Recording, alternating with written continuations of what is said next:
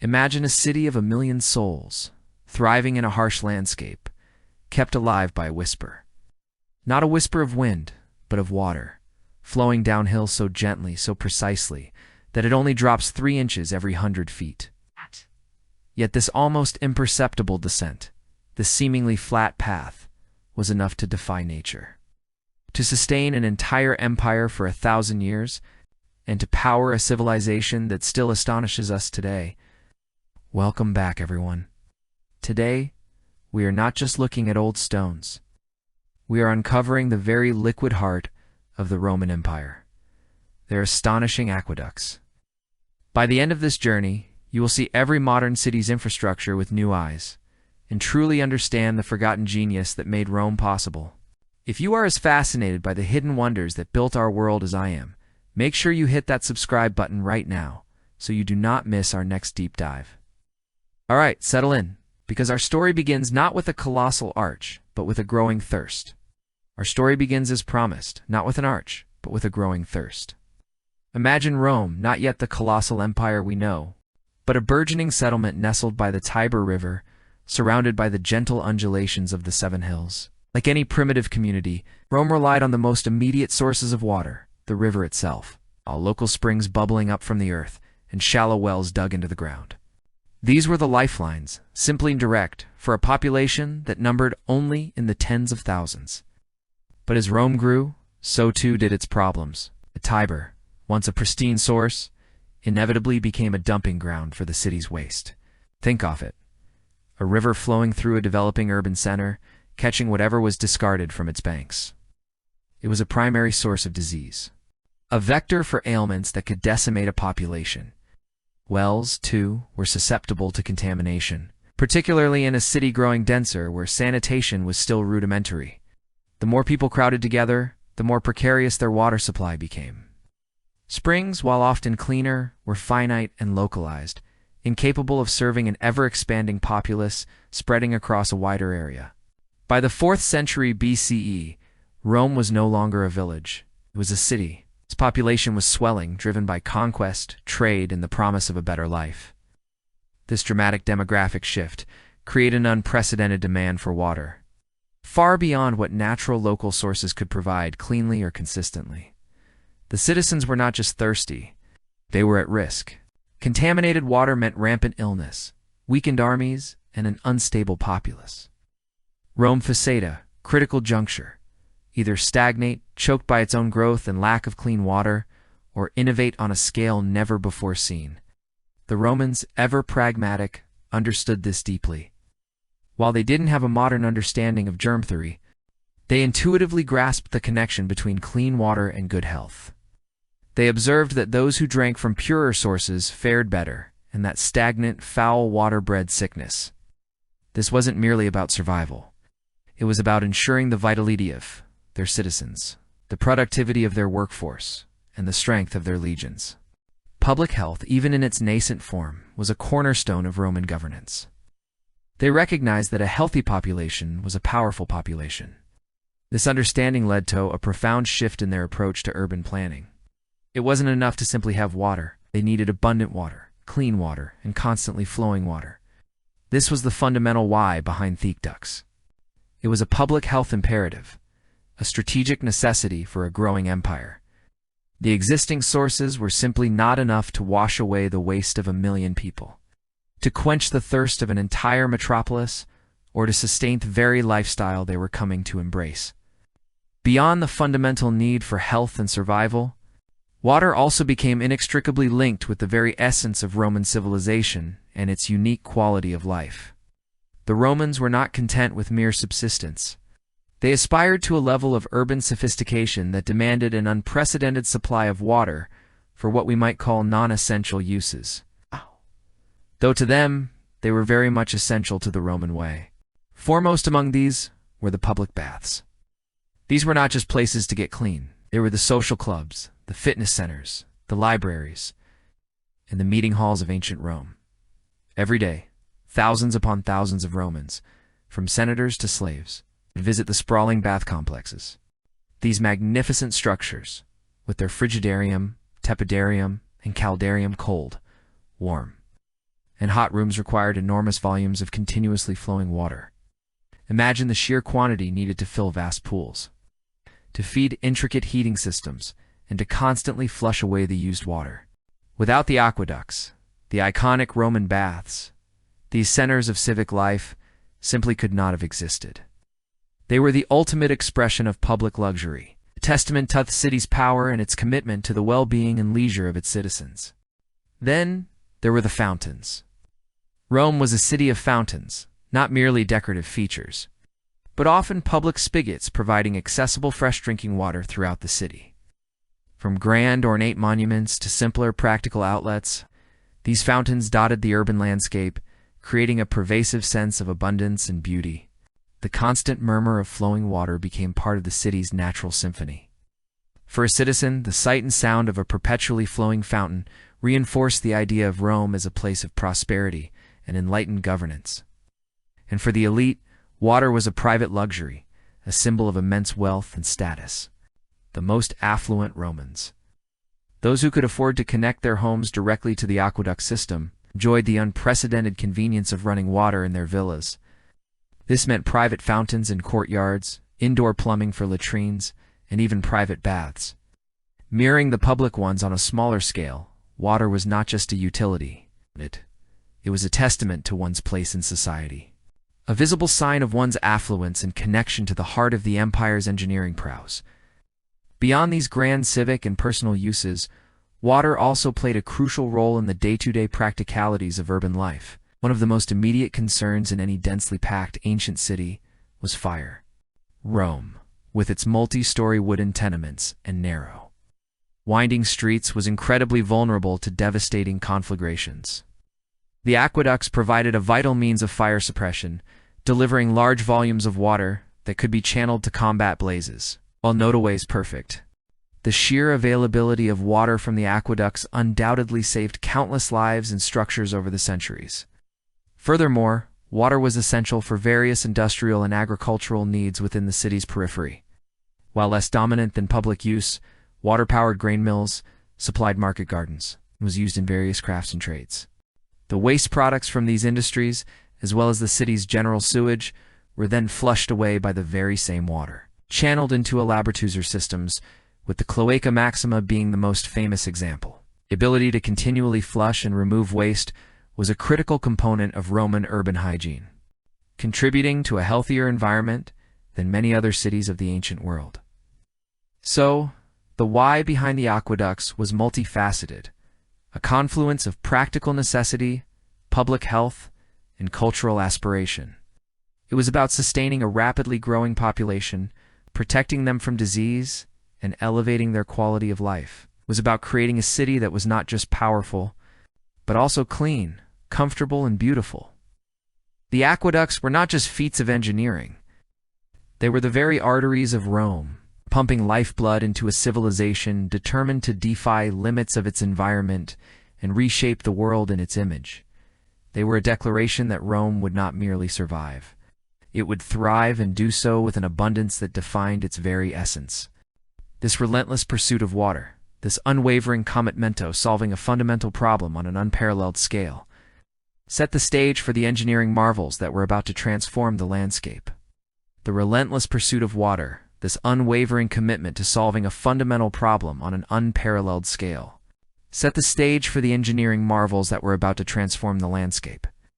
After understanding the why behind the aqueducts, we now turn our attention to the how, the incredible ingenuity, meticulous planning, and sheer scale of effort that went into constructing these ancient arteries of Rome. This wasn't merely about digging a ditch, it was about bending nature to Rome's will, a testament to a civilization's ambition and engineering prowess. The journey of an aqueduct began long before the first stone was cut or the first shovel hit the earth. It started with a fundamental question: where to find the water? Rome's engineers, often working under the supervision of prominent magistrates or even emperors, embarked on extensive surveys of the surrounding countryside. Their goal was to locate reliable, abundant sources of pure water, typically springs or mountain streams, that lay at a sufficiently high elevation to allow for gravity-fed flow all the way to the city. This initial reconnaissance was a painstaking process, often involving weeks or months of trekking through rugged terrain, meticulously charting potential water sources and mapping the contours of the land. Purity was paramount. Roman engineers understood, perhaps not in microbiological terms, that clean water was vital for public health. They would assess the taste, clarity, and even the temperature of potential sources. Springs were highly favored because their water was naturally filtered and less susceptible to pollution than rivers. Once a promising source was identified, its volume was carefully measured, often using a device called aqueducts, a long wooden beam with plumb bobs, or a simpler bassing and timing method. To ensure it could consistently supply the vast quantities of water Rome required, with a viable water source located, the next monumental task was surveying the route. This was where the true genius of Roman engineering began to unfold. Unlike modern surveying with lasers and GPS, Roman surveyors relied on remarkably sophisticated yet deceptively simple instruments. The groma, a cross-shaped device with plumb lines, was used to lay out straight lines and right angles. For determining levels and gradients over long distances, the corbets was again invaluable. This was essentially a 20-foot-long wooden frame with a channel on top, which, when filled with water, acted like a giant spirit level. It's for more precise sighting over varied terrain, they employed the dioptra, an instrument akin to a primitive theodolite, capable of measuring angles and elevations. These tools, combined with an acute understanding of topography and the principles of gravity, allowed engineers to plot a route that minimized complex structures while maintaining the essential, constant downhill gradient.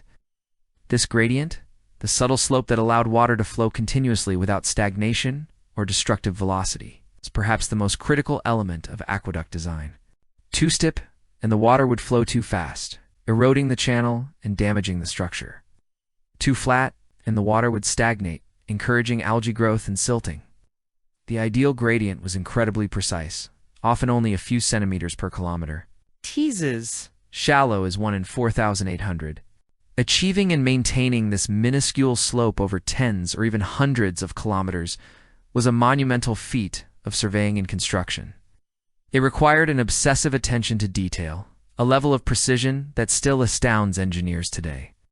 Once the preliminary surveys were complete and a viable route sketched out, the project entered the planning phase, which involved not just engineering, but also significant legal and financial considerations. Constructing an aqueduct often meant crossing vast tracts of private land. The Roman state had mechanisms for acquiring land for public works, but it was a complex process involving negotiations, compensation, and sometimes outright appropriation. Funding for these colossal projects came primarily from the imperial treasury, public funds, or, in some cases, from wealthy private citizens or emperors who wished to leave a lasting legacy. The sheer logistical challenge of budgeting for and acquiring the enormous quantities of materials, stone, concrete, lead, wooden, mobilizing thousands of laborers, was a project management masterclass in itself. The fundamental design principle for nearly all Roman aqueducts was the reliance on gravity. Unlike modern water systems that use powerful pumps, Roman engineers had no such technology at their disposal. Their genius lay in harnessing the natural force of water cascading downhill. The water flowed within a channel known as a spicus, or fossa if it was an open ditch. This channel was typically rectangular, lined with a smooth, impervious material to prevent leakage and reduce friction. The lining often consisted of opus signinum, a durable, waterproof concrete made from lime, sand, and crushed pottery fragments, or sometimes carefully cut and fitted stone blocks. In some cases, lead linings were used for particularly sensitive sections, though this was less common due to cost and the understanding even then of lead's toxicity. The spicus would also have a vaulted or flat roof to protect the water from contamination, evaporation, and sabotage. With the route meticulously planned and the design principles established, the actual construction began. This process employed a variety of techniques, each adapted to the specific challenges of the terrain. The vast majority of an aqueduct's length was not, as often imagined, carried on towering arches. In fact, most of the aqueduct ran underground, either in trenches dug into the earth, or more impressively, through tunnels bored directly through hillsides and mountains. Underground conduits offered several advantages. It protected the water from evaporation, kept it at a more consistent temperature, and shielded it from external threats, whether from enemy forces or accidental damage. Constructing these subterranean sections was incredibly labor-intensive. For shallow trenches, the cut-tanned-cover method was common. A trench was dug, spikas built within it, and then earths backfilled. For deeper sections, or when encountering solid rock, tunneling was necessary. Roman engineers employed a technique called adcementitium, where a concrete channel was poured into a prepared trench. They would painstakingly chisel and hack through rock. In harder rock, they might use the fire-setting method, where fires were lit against the rock face and then rapidly quenched with water, causing the rock to crack and spall, making it easier to remove. To aid in ventilation and to allow for debris removal, vertical shafts known as putai or wells were dug at regular intervals down to the tunnel level. These shafts also served as access points for future maintenance. When the terrain was flat or gently sloping, the aqueduct channel might run at ground level or on low masonry walls. Ow. These surface channels were still typically covered to maintain water purity. However, It is the more dramatic solutions, togeographical obstacles, that truly capture the imagination and have become synonymous with Roman aqueducts, the bridges and arches. When a valley or a depression needed to be crossed and tunneling was not feasible or economical, Roman engineers constructed monumental arcades. These towering structures, like the Pont du Gard in France or the Aqua Claudia near Rome, are iconic symbols of Roman engineering prowess. The construction of an arch was a precise and skilled operation. First, sturdy wooden scaffolding, known as centering, was erected to support the stones or bricks until the arch was complete and self-supporting. Skilled masons then meticulously cut and shaped individual stone blocks, often massive interlocking pieces of travertine or local limestone. These blocks were laid without mortar in many cases, relying on the precision of the cuts and the sheer weight of the stones to create incredible stability. As each segment of the arch was laid, the curved structure would gradually take shape. The final, crucial piece was the keystone, placed at the apex, which locked all the other voussoirs into place, distributing the weight outwards and downwards, making the entire arch immensely strong. Once the keystone was set, the wooden centering could carefully be removed, leaving the arch standing free, a testament to the elegant efficiency of its design. For longer crossings, multiple arches would be built in succession, forming the magnificent arcades we see today, sometimes spanning multiple tiers to achieve the necessary elevation. While arches are the most visually striking, Roman engineers also employed a lesser-known, but equally impressive technique for crossing very deep valleys: the inverted siphon. This was used when an arcade would have been prohibitively high, expensive, or unstable. The principle of an inverted siphon relies on pressure. Water flows down one side of a valley in a large sealed pipe or series of pipes, often made of lead, sometimes bored-out stone blocks. The pressure of the water forces it down the valley floor and then back up the other side to regain its original elevation, albeit slightly lower due to friction losses. At the lowest point of the valley, a strong, often monumental, venter or tank was built to withstand the immense water pressure.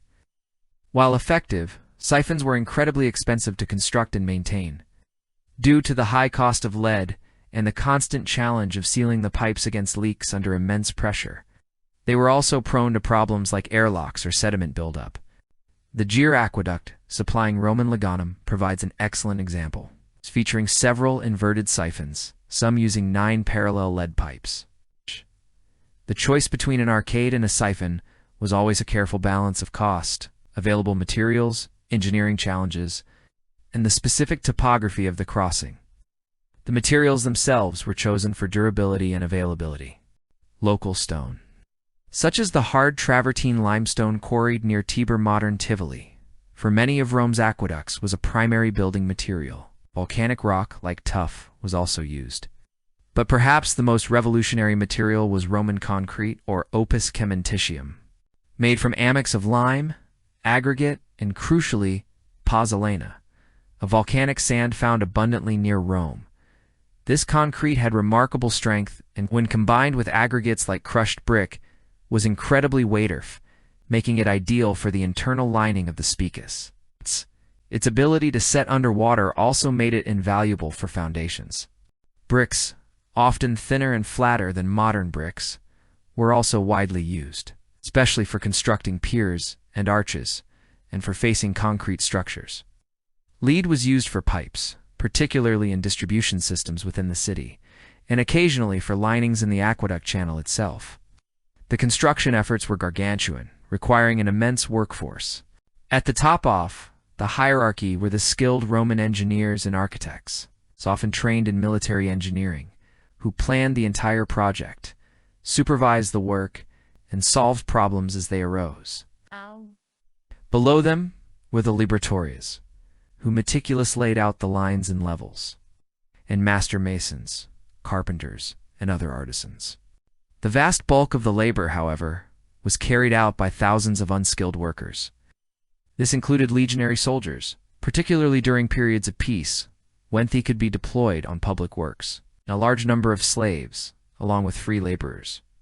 The work was arduous and dangerous, involving quarrying enormous blocks of stone, transporting them often over long distances, digging trenches, tunneling through rock, and hoisting heavy materials into place. Camps would be set up along the route to house these armies of workers, becoming bustling, temporary towns focused solely on the immense task at hand. Despite their sophisticated methods, Roman engineers faced considerable challenges. Maintaining thepracies, gentle gradient over many miles, through varied and difficult terrain, was a constant struggle. They had to navigate swamps, dense forests, and sheer cliffs. Errors in surveying could lead to costly rerouting or structural weaknesses. The sheer scale of the projects meant that construction could take years, or even decades, with projects often spanning the reigns of multiple emperors. The Aqua Marcia, for instance, took over a decade to complete. Each construction project was an iterative process, learning from previous experiences and adapting solutions to new problems. There were no blueprints in the modern sense. Much was left to the ingenuity and practical experience of the engineers on site. The building of Roman aqueducts was far more than just a feat of engineering. It was a profound act of will, a declaration of Rome's determination to master its environment and provide for its burgeoning population. It was a staggering investment of state resources, human labor, and intellectual capital, all focused on a single, vital objective: bringing clean, abundant water to the heart of the empire. These engineering marvels, from the painstaking surveys to the monumental arcades and hidden tunnels, represent the pinnacle of Roman organizational capacity and their practical genius. They transformed the landscape, not just physically, but also fundamentally changing the nature of urban life, setting the stage for how this precious water would actually flow and be distributed throughout the city. The previous section explored the monumental efforts, the sheer will, and the unparalleled engineering ingenuity required to construct Rome's aqueducts. We touched upon the painstaking surveys, the vast armies of laborers, and the meticulous planning that brought these structures into being. But the true marvel, perhaps, was not just in building them, but in how these structures, once completed, performed their vital, silent duty day after day, year after year, for centuries. This is the story of the water itself. Its quiet, relentless journey from distant springs to the bustling heart of Rome. Imagine, if you will, the serene source, a pristine mountain spring, perhaps, or a crystal-clear river. The Romans understood instinctively the value of pure, clean water. Their engineers meticulously scouted for sources that were not only abundant but also free from impurities. The Aqua Marcia, for instance, drew its water from springs in the Anio Valley. Known for its exceptionally coolant, pure water, a quality highly prized by Romans. Once a suitable source was identified, the journey began. The fundamental principle governing the flow of water in a Roman aqueduct was, at its heart, beautifully simple: gravity. There were no pumps, no complex machinery relying on external power. Instead, the entire system relied on a continuous, gentle, downward slope, a precise gradient maintained over scores of miles. This gradient was so subtle, often just a few inches per mile, that it would be imperceptible to the casual observer.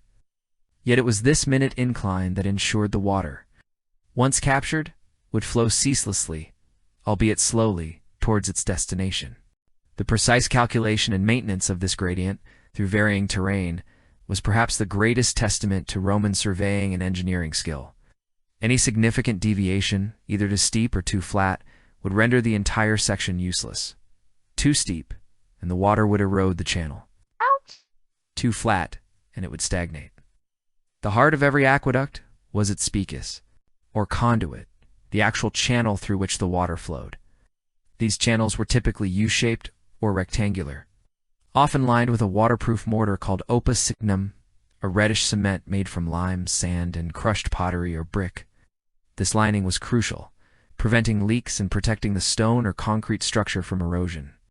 The size of the spicus varied between aqueducts, but they were generally large enough for a person to crawl or walk through for inspection and maintenance. It's typically around 3 to 6 feet high and 2 to 4 feet wide. Some were even larger. Many channels were also covered with stone slabs to protect the water from contamination, debris, and evaporation, keeping it cool and clean throughout its long voyage. As the aqueduct snaked across the landscape, it encountered various topographical challenges. For much of its length, the conduit might run underground, buried beneath the earth. Oh. This protected the water from enemies, extreme temperatures, and general contamination. These subterranean sections were often excavated through solid rock, a monumental task achieved through sheer manual labor, chipping away at the earth centimeter by centimeter to provide access for construction, inspection, and maintenance. Vertical shafts, known as puttae, were dug at regular intervals, sometimes hundreds of feet deep. These shafts also served as ventilation points, crucial for the quality of the water and for the safety of workers within the dark tunnels. When the aqueduct encountered depressions, valleys, or rivers, the Romans employed their iconic solution, the arcades. These magnificent structures, comprising a series of arches souring the water channel above, allowed the aqueduct to maintain its precise gradient while traversing lower ground. The towering arches, built from meticulously cut stone blocks or sturdy concrete faced with brick, were not merely aesthetically pleasing, they were highly efficient. Arches distributed weight effectively, required less material than solid walls, and allowed for the passage of roads, rivers, or fields beneath them. The Ponte du Gard in France, part of the Antiquity aqueduct, stands as a breathtaking gixel of this engineering prowess. Its 3 tiers of arches rising nearly 160 feet above the river, still standing strong to millennia later.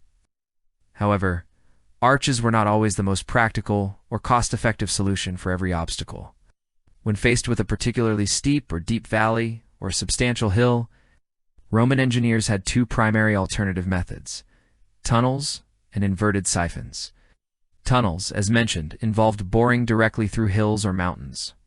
This was an immense undertaking, often requiring teams to dig from both ends, meeting in the middle with remarkable accuracy.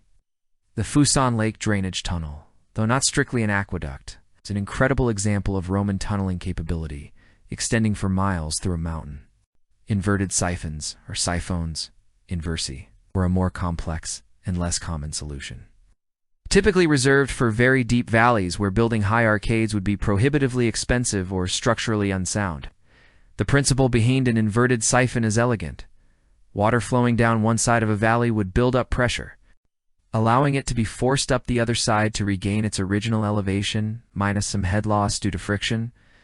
This involved a series of robust, large-diameter pipes, usually made of lead or sometimes bored-out stone blocks, laid across the valley floor.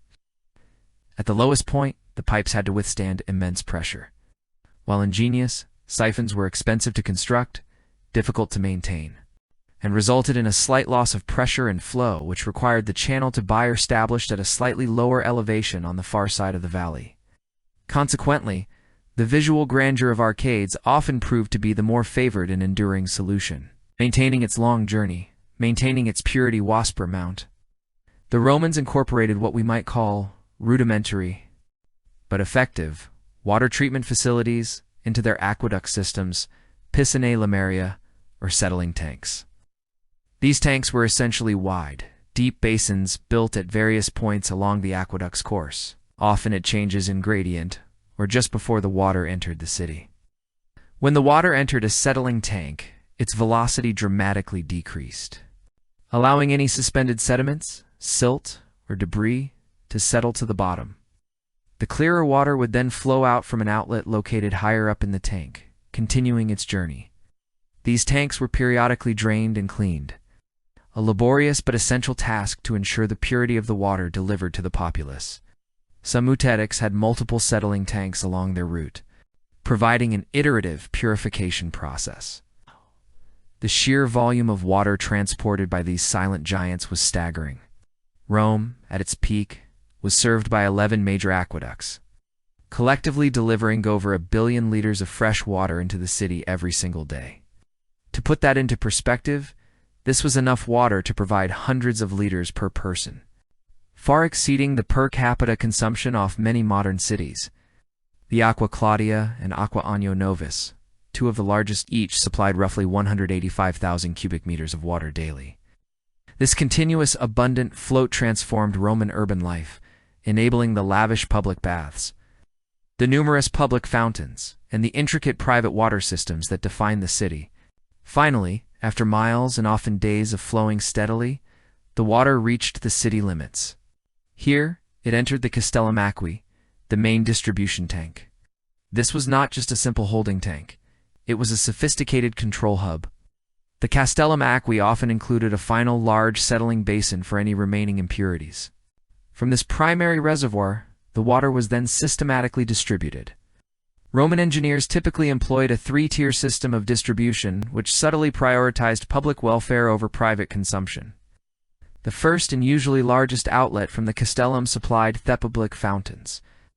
These fountains were numerous, scattered throughout the city, providing free, constantly flowing fresh water to all citizens. For many Romans, especially those living in insulae without private plumbing, these public fountains were their primary source of daily water. Continuous flow prevented stagnation and ensured freshness. The second outlet directed water to the public baths. These grand complexes, central to Roman social life, required enormous quantities of water for their hot and cold pools, steam rooms, and latrines. The sheer volume needed meant that a significant portion of an aqueduct's output was dedicated to keeping these vital social hubs operational. The water for the baths was often slightly less pure than that for drinking fountains, and the overflow from the baths sometimes even served to flush the city's sewers, a remarkably efficient system of waste management.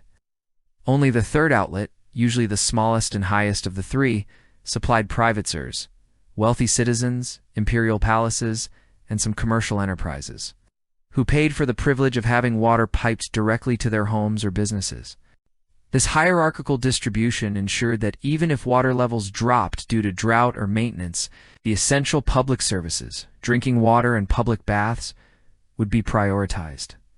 Safeguarding the health and well-being of the majority of the population, this system highlights a profound aspect of Roman governance: the provision of public utilities as a fundamental right.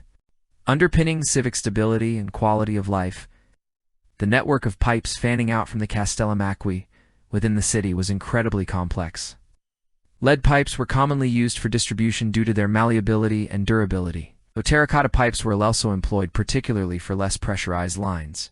Connections were made using lead solder, and valves allowed for the control and shut-off of water to specific areas for repairs or maintenance. This silent journey, driven by nothing more than the gentle persuasion of gravity, was a continuous testament to Roman ingenuity. It was a flow that ran day and night without ceasing, a constant pulse of lifeblood to the sprawling metropolis. The rumbling of the water within its conduits, hidden beneath the earth or channeled across monumental arches, was the quiet symphony of a civilization mastering its environment. It was a system that demanded constant vigilance, meticulous maintenance, and periodic repair. But its enduring operation for hundreds of years profoundly shaped the daily extents of Romans, laying the foundation for an urban culture unlike any other. This constant provision of water, flowing from distant hills into the heart of the city, was not merely an engineering feat. It was the lifeblood of Rome, underpinning its hygiene, its public spaces, and its very sense of identity. The next step in this journey, of course, was the human element. The dedicated individuals who ensured this incredible flow never ceased. The silent journey of water, a continuous testament to Roman ingenuity, truly was the lifeblood of Rome, underpinning its hygiene, its public spaces, and its very sense of identity. But this incredible feat of engineering, this constant flow from distant hills into the heart of the city, was not a self-sustaining miracle. It demanded constant vigilance, meticulous maintenance, and periodic repair. And at the heart of this enduring operation, shaping the daily existence of Romans for hundreds of years, was the human element. They had dedicated individuals who ensured this incredible flow never ceased. Imagine, if you will, the sprawling network of tunnels, bridges, and channels, often stretching for dozens, even hundreds of miles. Now, imagine the small, dedicated army of people required to keep such a system functioning flawlessly, day in and day out, for centuries. These were the unsung guardians of the flow, the men and women whose lives revolved around the whisper of water and stone, the subtle shifts of the earth and the ceaseless battle against time and decay. At the very top of the hierarchy was the cura aquarum, the curator of aqueducts. This was a position of immense importance and prestige, typically held by a high-ranking senator or former consul, someone with significant administrative and political clout. Their responsibility was vast, overseeing not just the physical infrastructure, but also the legal framework, water rights, and the overall budget. We know much about this role thanks to Sextus Julius Frontinus, who served as curator of aqueducts in the late 1st century AD. His detailed treatise, De Aqueductu Urbis Romi, or On the Water Supply of the City of Rome, is an invaluable window into the administration and engineering of Rome's aqueducts. Frontinus meticulously documented the state of the aqueducts, their capacity, the various illegal taps and diversions, and the personnel under his command. He approached his task with an almost scientific rigor, driven by a deep sense of civic duty.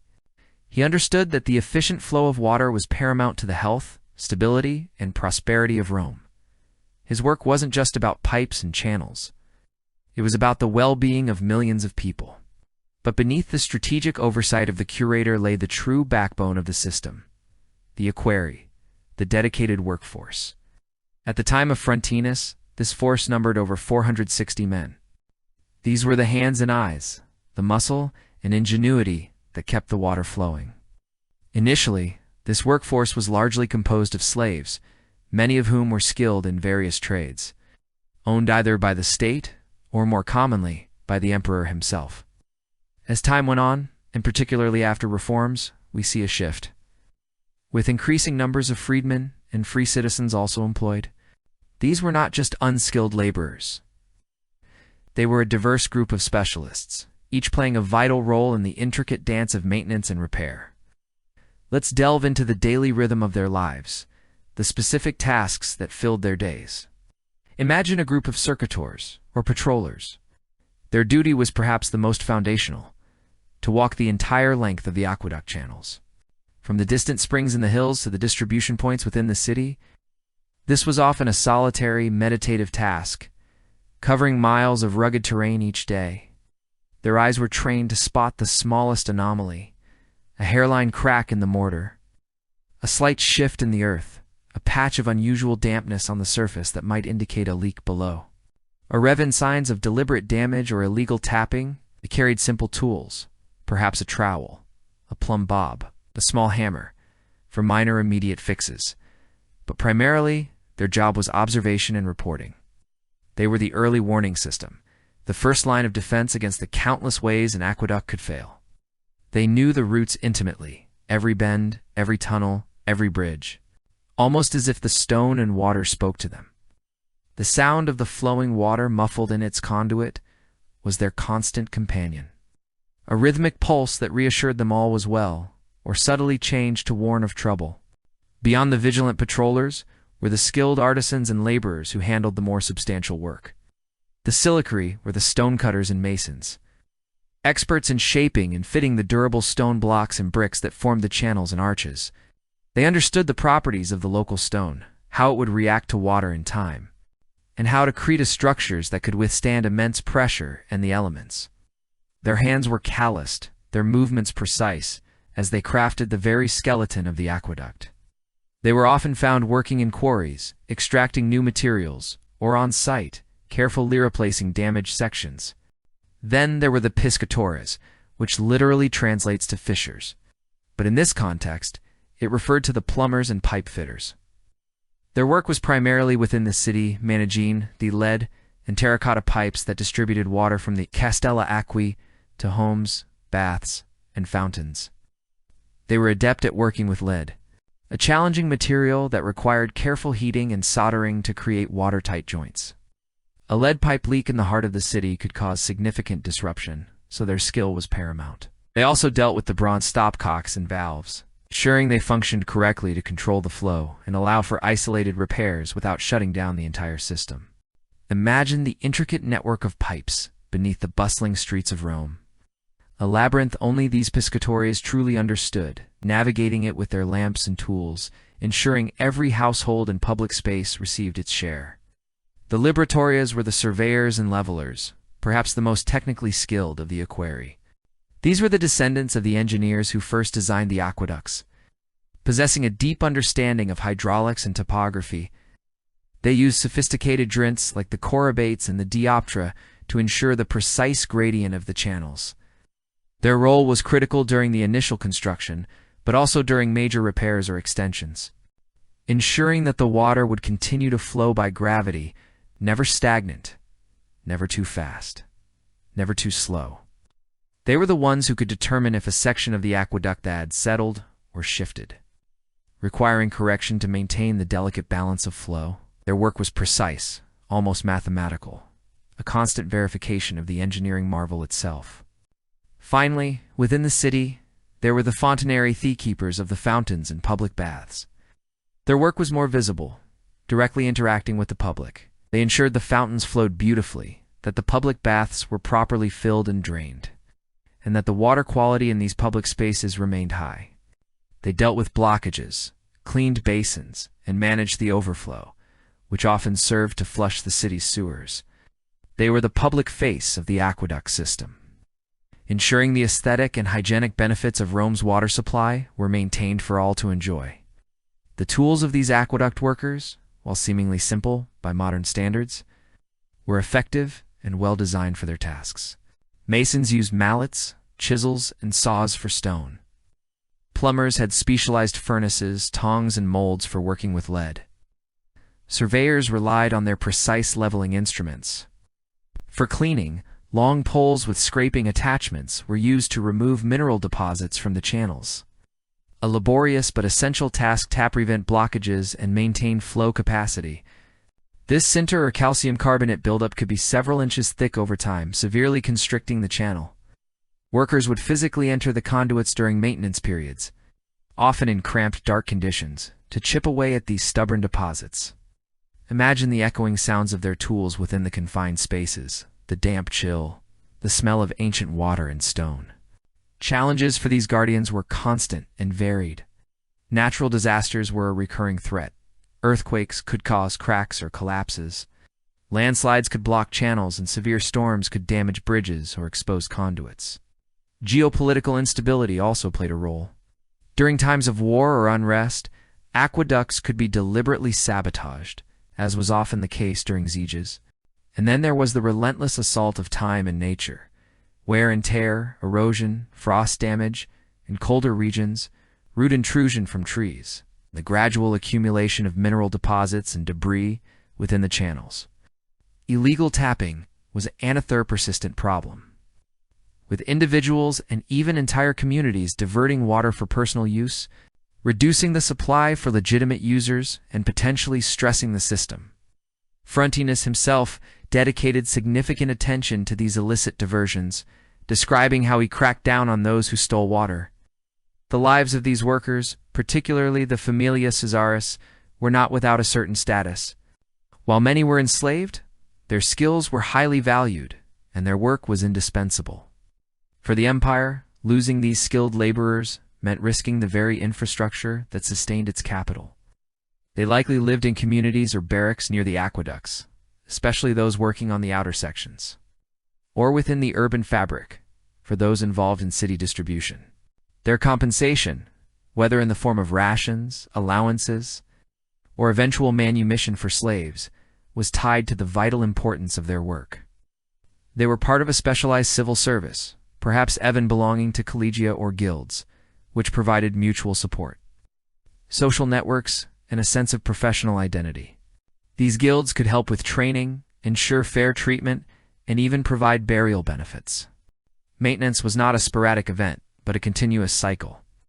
Routine inspections as carried out by the circuitors happened daily. More significant cleaning, like the discaling of channels, might be scheduled annually or semi-annually, often during periods of lower water demand or when alternative channels could be utilized. Major repairs, such as repairing a collapsed arch or a significant breach, would require marshaling significant resources and specialized teams. These projects could take months or even years, diverting water through temporary channels or shutting off sections entirely. The Roman authorities understood that investing in preventative maintenance was far more efficient and cost-effective than dealing with catastrophic failures. Consider the meticulous record-keeping. Frontinus emphasized the importance of knowing precisely how much water was entering Thessaly, how much was distributed, and how much was lost. This required careful measurement at various points along the aqueducts and at the castella. Workers would use devices like the calyx, a bronze nozzle of specific diameter, to measure flow rates to individual users. This level of bureaucratic detail speaks to the Romans' pragmatic approach to engineering and administration. A system could only be managed if it was understood and measured. The daily routine of an Aquarius was one of quiet diligence. Rising with the sun, they would travel to their assigned section. Whether it was a stretch of underground conduit, a towering bridge, or a bustling urban distribution point, their work was often physical, sometimes dangerous, always critical. They might spend hours in damp tunnels or exposed to the elements on an aqueduct bridge. They understood the gravity of their responsibilities. A failure on their part could lead to disease, fire, or civil unrest in the teeming city. Their work was a testament to the Roman dedication to public service and the understanding that infrastructure was the bedrock of civilization. This constant provision of water, flowing from distant hills into the heart of the city, was not merely an engineering feat. It was kept alive by the steady hands and watchful eyes of these dedicated workers. Their legacy isn't just in the ruins of the arches that still stand, but in the very idea of public utility and the tireless effort required to maintain a complex urban environment. Their quiet symphony of work, often hidden from the eyes of the very citizens who benefited, laid the foundation for an urban culture unlike any other, a true gift to the world, flowing endlessly through the ages. The diligent work of the equerry, often unseen, was the crucial prelude to the vibrant symphony of Roman urban life. With every conduit repaired and every leak sealed, they ensured that the lifeblood of the city, water, continued its ceaseless journey. But once this precious resource arrived within the sprawling metropolis, its story was far from over. It was here, beyond the towering arches and the silent, subterranean channels, that the true genius of Roman water management unfolded, transforming mere engineering into the very fabric of daily existence. This was the realm of distribution, a complex network that channeled water to every corner of Rome, dictating public health, social interaction, and the very aesthetics of the eternal city. Upon reaching the city's perimeter, the colossal volume of water from the aqueducts was not simply released into open channels. Instead, it was meticulously collected in vast distribution tanks known as castella, or water castles. These were not merely reservoirs. They were sophisticated hydra heads, often ornate and sometimes monumental structures themselves, strategically placed on high ground to leverage gravity for further distribution. A primary castellum would receive the full flow of an aqueduct, acting as a crucial intermediary when the distant source and the urban network. From these primary castella, water would then be diverted into a series of smaller, secondary castella scattered throughout the city's 14 regions. This tiered system ensured that water pressure was maintained, and that disruptions in one area did not cripple the entire supply. The castella were also vital for maintenance. Their design often allowed for individual sections to be shut off for cleaning or repair, without interrupting the flow to other parts of the city. Imagine these massive stone structures, often adorned with statuary or inscriptions, quietly humming with the ceaseless rush of water, acting as the beating heart of Rome's hydraulic system. From these castella, the water began its intricate journey through the city via a sprawling network of lead pipes, known as fistulae. While some larger public channels might still be open or covered masonry conduits, the vast majority of urban distribution relied on these pipes. Roman lead pipes were remarkably well made, crafted by rolling sheets of lead into cylinders and then soldering the seam. The size of the pipes varied considerably, from massive mains that might be several feet in diameter to smaller branches supplying individual properties. The sheer volume of lead required for this network was astronomical, a testament to Rome's industrial capacity.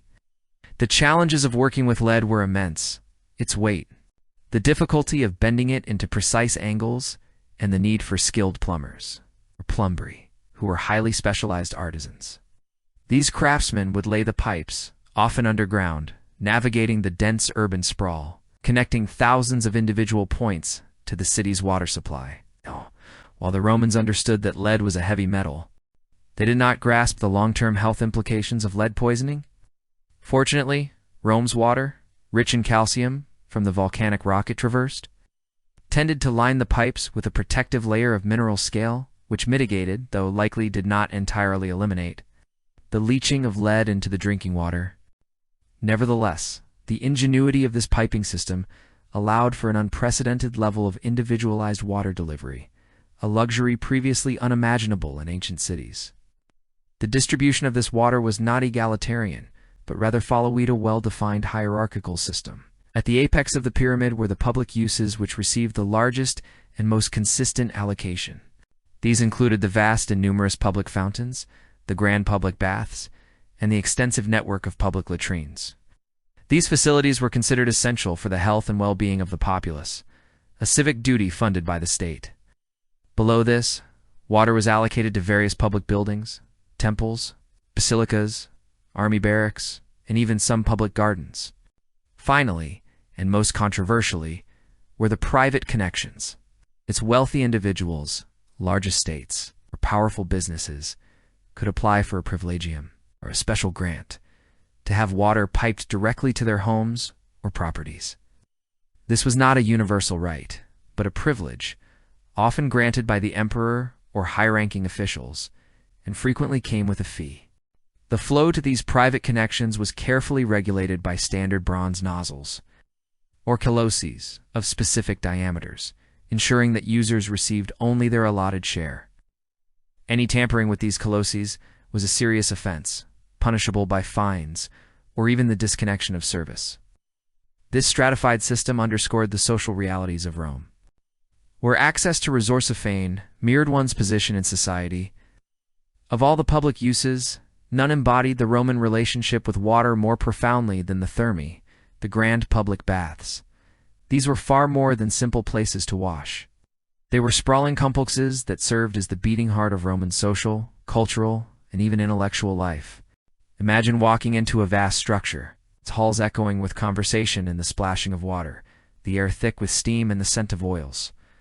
A typical thermae visit would begin in the apoditerium, the changing room, where visitors would store their clothes in niches. From there, one might move to the palestra, an open-air courtyard for exercise, where citizens engaged in wrestling, ball games, or light calisthenics. After working up a sweat, the routine would progress through a series of heated rooms. First, the tepidarium, a warm, humid room for gentle acclimatization. Then, the caldarium, the scorching hot room, often equipped with a large steaming pool. Here, bathers would sweat profusely, scraping off dirt and oil with a strigil, a curved metal scraper. Finally, the journey would conclude in the frigidarium, a large, cool room with a refreshing, cold plunge pool providing a bracing shock to the system. The sheer architectural complexity required to heat these vast spaces was astounding, relying on the hypocaust system, where hot air from furnaces circulated beneath raised floors and through channels in the walls. The constant demand for fresh hot water for the caldaria meant that huge volumes of water flowed continuously through the bathhouses. often being drained into the sewer system after a single use. Beyond bathing, the thermi contained libraries, lecture halls, shops, gardens, and even art galleries, making them true multi-purpose community centers where people met friends, conducted business, or simply relaxed. They were a democratic institution, open to almost everyone for a small fee, embodying the Roman belief in public welfare and the civilizing power of communal activity. For the vast majority of Rome's citizens, who did not enjoy the luxury of a private water connection, the omnipresent public fountains, or lacus, were their primary source of clean drinking water. Scattered liberally throughout the city, at nearly every street corner, these fountains were true lifelines. They ranged from simple spouts emerging from a wall to elaborate, multi-tiered basins adorned with statuary and intricate carvings. Water would often flow continuously, spilling over the edges into collection troughs, sometimes fed into the sewer system or were used by street vendors for washing. The constant flow ensured freshness and prevented stagnation. Imagine the daily rhythm of Roman life revolving around these fountains, slaves collecting water for household use, vendors rinsing their wares, children playing in the overflow, and ordinary citizens stopping for a refreshing drink. These lacus were not just utilitarian, they were also vital aesthetic elements, bringing the soothing sound and sparkling sight of water into the otherwise dense urban landscape. They were symbols of civic pride and the state's commitment to its people, daily reminder of the unparalleled bounty brought by the aqueducts, another critical component of Rome's public health infrastructure. Made possible by the abundant water supply were the public latrines. Unlike many ancient cities where sanitation was rudimentary at best, Roman public latrines were often communal, featuring rows of seats over channels of constantly flowing water. These were not private cubicles. They were social spaces where Romans would sit side by side, conducting conversations and even business. A continuous stream of water would flush waste away into the Cloaca Maxima, Rome's colossal main sewer, sponges on sticks, cleansed in a channel of fresh water running in front of the seats, served for hygiene. While certainly not to modern standards of privacy or germ theory, these communal latrines were a monumental improvement over the unhygienic conditions prevalent in many other ancient settlements, preventing the spread of disease and contributing significantly to urban cleanliness. The connection between the freshwater supply and the effective removal of waste through the sewer system was a fundamental aspect of Rome's advanced urban planning. The impact of this sophisticated water distribution system permeated every aspect of Roman daily life and culture. Hygiene, both personal and public, was elevated to an unprecedented level. The widespread availability of clean water for drinking, bathing, and sanitation dramatically reduced waterborne diseases and improved the overall health of the populace. Water also became integral to leisure and entertainment.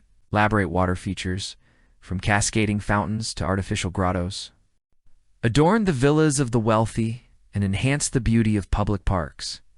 The Romans even staged naumachia, mock naval battles in specially constructed basins, showcasing their mastery over water on a spectacular scale.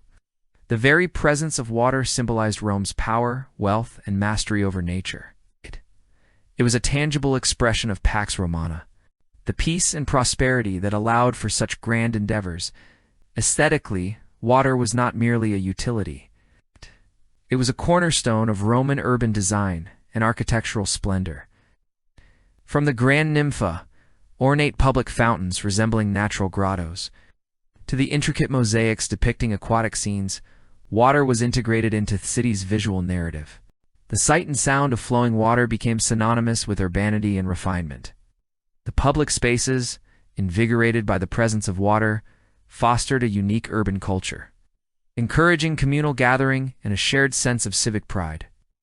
The constant flow of water, often overflowing basins and spilling into street channels, created a distinctive sonic landscape that would have been ever present in the Roman ear. Economically, the water system was a massive undertaking that generated countless jobs. Beyond the equerry, there were the plumberi who laid and maintained the pipes, the bathhouse attendants, the administrators who managed the complex allocation system, and countless others whose livelihoods depended directly or indirectly on the flow of water. The public baths, in particular, were major economic hubs, housing shops and services that catered to their patrons. The ready availability of water also supported various industries, from fulling mills to tanneries, which required large volumes of water for their processes. It fueled agriculture in and around the city, allowing for market gardens to thrive even in arid summers. Ultimately, the distribution of water beyond the arches was the final transformative act of Rome's aqueduct system. It wasn't enough to bring water to the city. It had to be delivered to where it was needed, in the quantities required, and with a foresight that anticipated the demands of a bustling metropolis. The system of castella-led pipes, public fountains, and particularly the monumental baths, transformed Rome from a collection of buildings into a truly livable, hygienic, and culturally vibrant urban center. This constant provision of water, a symphony of engineering and administration, allowed for a quality of urban life unparalleled in the ancient world. It was a gift, flowing endlessly through the ages, not just in its physical presence, but in the enduring idea of public utility and the profound impact infrastructure can have on civilization. The Roman aqueducts, those magnificent veins of stone and water, did not simply cease to exist with the ebb of the Western Roman Empire's direct control, while the intricate network of administration that sustained them eventually fractured and many fell into disrepair, or were deliberately dismantled for their valuable materials, a remarkable number endured. They stand today, often in striking defiance of the millennia, as stoic testaments to a vision that transcended mere human lifespans and fleeting political ambitions. Their legacy is not merely one of impressive ruins scattered across a vast former empire, but of a profound and ongoing influence that shaped the course of engineering, urban development, and even the very concept of civilization itself. This is Rome's enduring gift to the world, a blueprint for how a society can harness nature for the collective good, a masterclass in long-term vision, and a testament to the power of public utility. Let us delve into the multifaceted ways in which this extraordinary inheritance continues to flow. From the physical structures that still span valleys and march across plains, to the conceptual blueprints that informed the great public works of later eras, right up to our own time. The physical ossos, surviving structures and their resilience. Perhaps the most immediate and awe-inspiring aspect of the aqueduct's legacy is their sheer physical survival. Imagine standing beneath the soaring arches of the Pont du Gard in southern France, a structure so monumental and perfectly preserved that it seems to defy its 2,000-year age. This triple-tiered masterpiece, built to carry the waters of the Ar Spring to the city of Antiquity, operated for centuries after a fall of Rome, a lifeline for the local population. It was even repurposed as a toll bridge in the Middle Ages, its robustness inadvertently ensuring its longevity. Its precise construction, using massive, precisely cut stones laid without mortar for much of its length, speaks to an unparalleled mastery of stone masonry and structural engineering. In the heart of Spain, the Aqueduct of Segovia rises from the city's ancient core, its granite blocks stacked without mortar, relying solely on gravity and meticulous cuts to hold its form, supplied water to Segovia for nearly 18 centuries. A testament not only to Roman construction, but also to the continued need and effort by subsequent generations to maintain this vital resource. To walk Bonathat's arches, feeling the cool shadow it casts, is to touch a continuous thread of history, a direct connection to the engineers who laid its first stones in the 1st century AD. Even in Rome itself, amidst the bustling modernity, segments of the ancient aqueducts remain visible. Like the towering arches of the Aqua Claudia and Aqua Marciana, marching across the Roman Campagna. Though their conduits no longer deliver water to the city's heart, they stand as majestic skeletal remains, shaping the landscape and reminding us of the city's once limitless supply. Some, like parts of the Aqua Virgo, miraculously continued to function in various forms throughout the medieval period, and were even repaired and reactivated during their renaissance, demonstrating the persistent value placed upon their water. The Aqua Virgo, in fact, still feeds the Trevi Fountain today, a direct living link to ancient Roman engineering. The reasons for this incredible longevity are manifold. Firstly, the sheer quality of Roman construction was unparalleled. The robust use of concrete, particularly the volcanic pozzolana cement, created structures of incredible strength and durability. The meticulous planning, the deep foundations, the precise stone cutting, and the understanding static forces ensured that these structures could withstand not just the passage of time, but also earthquakes and the ravages of war. Secondly, their very scale often protected them. They were simply too massive and too integral to the landscape to be easily dismantled. And finally, the continued need for water, even in smaller, more localized capacities, often prompted later communities to maintain or repair segments, understanding their inherent value. These physical echoes are more than just ruins. They are living monuments, whispering tales of ingenuity and resilience across the ages. It's a blueprint of progress, engineering, and architectural influence. Beyond their physical endurance, the Roman aqueducts laid down a conceptual blueprint that profoundly influenced engineering and architecture for centuries. With the decline of the Western Roman Empire, much of this advanced knowledge was lost or fragmented in Europe, giving way to an era often characterized by less sophisticated public works. However, the Renaissance marked a pivotal turning point, a fervent rediscovery of classical knowledge. Architects and engineers of this period, from Leon Battista Alberti to Andrea Palladio, did not merely admire the aesthetics of Roman ruins. They meticulously studied their construction, poring over texts like Vitruvius's De Architectura and, crucially, examining the surviving aqueducts and other structures. This re-engagement led to a veritable rebirth of hydraulic engineering. Principles of arch construction, the unparalleled strength and versatility of Roman concrete, though its exact composition was not fully replicated until the 19th century, and the sophisticated understanding of gravity-fed water systems were all absorbed and adapted. Later waterworks, from the grand fountains of Renaissance Rome to the municipal water systems, developed in major European capitals centuries later, directly benefited from this inherited knowledge. The very idea of bringing clean, fresh water from distant sources to urban centers, a concept almost entirely absent in the intervening medieval period, was rekindled by the Roman example. The Roman approach to gradient, siphon, and bridging techniques became standard references, even modern civil engineering, in its emphasis on long-term planning, precise execution. And the integration of large-scale infrastructure into the natural landscape owes an undeniable debt to the Roman pioneers. While modern materials and technology have advanced far beyond Roman capabilities, the fundamental principles of harnessing natural forces, managing flow, and ensuring structural integrity are direct descendants of the lessons learned from the aqueduct builders. The beauty of these structures, too, was not merely ornamental. It was an inherent quality born from their perfect functionality. This notion of functional beauty, where form follows function, is another enduring architectural lesson bequeathed by Rome. The aqueducts showed that monumental scale and aesthetic grandeur could coexist seamlessly with practical purpose, inspiring countless subsequent public works. A foundation for health, urban planning, and public utility.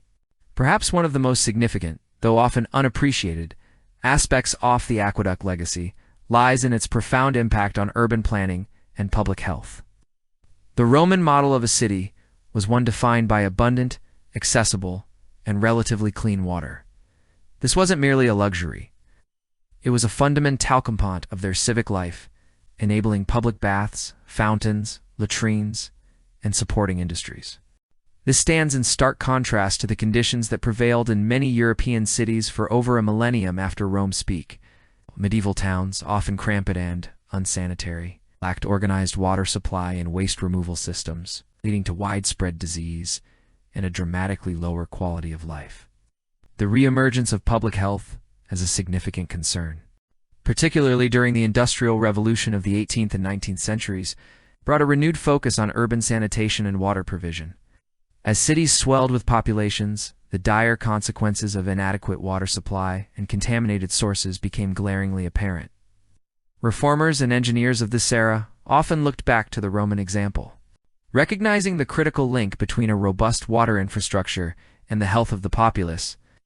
The development of modern municipal water systems, complete with centralized purification plants and extensive distribution networks, can be seen as the spiritual successors to the Roman aqueducts. While the technology is vastly different, the underlying principle that a healthy city requires a well-managed and reliable water supply accessible to all its citizens, remains fundamentally Roman. Furthermore, aqueducts codified the concept of public utility. They were not privately owned enterprises. They were monumental public works, financed and managed by the state for the benefit of all citizens. This idea that essential services like water should be a public good provided and maintained by the government for the collective well-being was a revolutionary concept in its time and continues to be a cornerstone of modern governance. The Roman aqueducts demonstrated on an unprecedented scale how massive infrastructure projects could elevate the living standards of an entire populace, fostering hygiene, civic pride, and economic vitality. They laid the philosophical groundwork for future societies to understand that investment in common infrastructure is not merely an expense, but an indispensable investment in societal health and prosperity.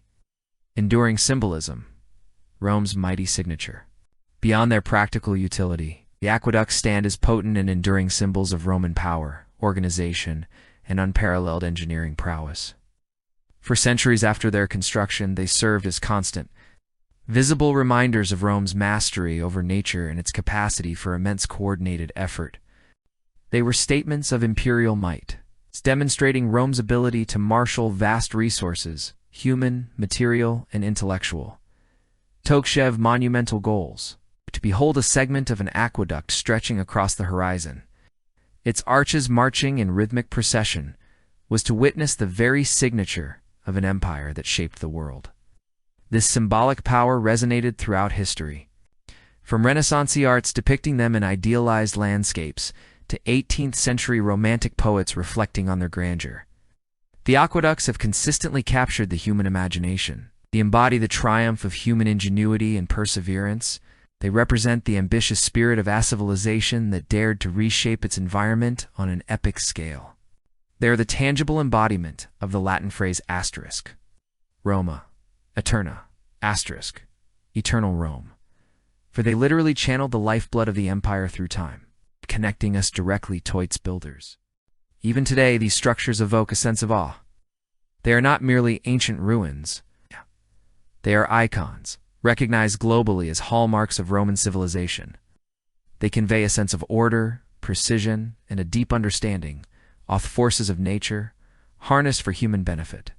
The beauty of their repetitive arches, their grand scale, and their integration into the landscape contribute to their iconic status. They are a powerful visual metaphor for the enduring strength and lasting impact of Roman culture and its foundational contributions to the Western world. They speak to the human desire to build, to connect, and to provide for the common good on a grand scale. Lessons for a modern world. The wisdom of the ancients, finally. And perhaps most importantly, the Roman aqueducts offer invaluable lessons for our modern world, grappling with its own complex challenges of infrastructure, sustainability, and urban development. The first, and arguably most critical lesson, is the importance of long-term vision in infrastructure planning. The aqueducts were not built for immediate political gain or to satisfy short-term demands. They were multi-generational projects, conceived with a foresight that anticipated the needs of a city for centuries to come. This stands in stark contrast to much of modern planning, which often prioritizes immediate returns or is limited by political cycles. Rome's engineers and administrators understood that true prosperity is built on foundations that will serve countless future generations. Secondly, the aqueducts highlight the perennial challenge of maintenance and management of complex systems. While some crumbled, many endured, because they were continuously maintained, repaired, and even adapted by subsequent societies. This underscores that building infrastructure is only half the battle. Sustaining it requires ongoing commitment, resources, and administrative will. Neglect, as history repeatedly shows, leads to decay and eventual collapse. The Roman experience reminds us that a functional society is one that consistently invests in the upkeep of assured resources. Thirdly, the aqueducts offer compelling insights into sustainability. They were, at their core, passive, gravity-fed systems. They required no pumps, no complex machinery, and consumed no fossil fuels. Their energy source was simply the natural slope of the land and the force of gravity. In an era increasingly concerned with energy consumption and environmental impact, there is profound wisdom to be gleaned from these low-energy, highly resilient systems. While we cannot always replicate their methods directly, the principle of working with nature rather than against it, and designing for inherent efficiency, remains profoundly relevant. The Roman aqueducts also stand as a powerful argument for the value of investing in public goods for the common good. They demonstrated how significant public investment in essential services could elevate the entire society, fostering health, economic activity, and a shared sense of civic identity. This fundamental idea of public utility, governmental responsibility to provide critical infrastructure for its citizens, remains a cornerstone of developed societies today. Ultimately, the enduring legacy of the Roman aqueducts is more than just stone and water.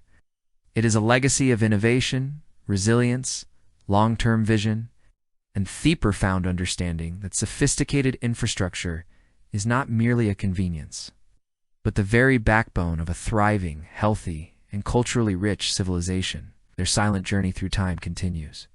A testament to Rome's unparalleled gift to the world. He's still flowing, still inspiring, still teaching us about the fundamental principles that elevate human life. And so, as we look upon the weathered stones of these ancient conduits, or imagine the unseen flow beneath modern cities, we are reminded that the Roman aqueducts are not merely historical relics. They are a living testament to human ingenuity. A quiet whisper across millennia that speaks of foresight, of perseverance, and of the profound understanding that a society truly thrives when it invests in the shared well-being of all its people. The journey of water from distant springs to bustling cities continues to echo the enduring principles that elevate life itself. A gentle, timeless reminder of what we can achieve when we build, not just for today, but for generations to come. Thank you for joining us on this quiet journey through time. If you enjoyed this exploration of the Roman aqueducts, please consider subscribing to Delight Show for more stories from history's hidden corners. And if you'd like to continue your adventure, you might enjoy our video on the mysteries of the Library of Alexandria. Till next time, take care.